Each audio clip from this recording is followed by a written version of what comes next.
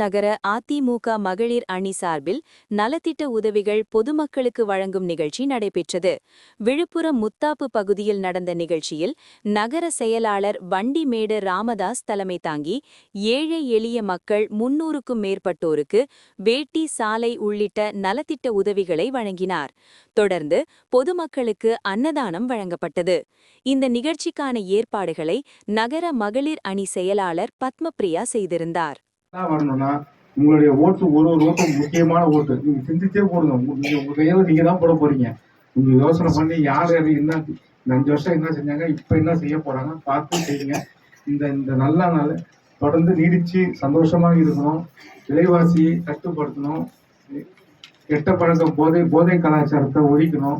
இப்படி அனைத்துமே போனாதான் இந்த தமிழ்நாடு கொஞ்சம் சிறப்பாக இருக்கும்.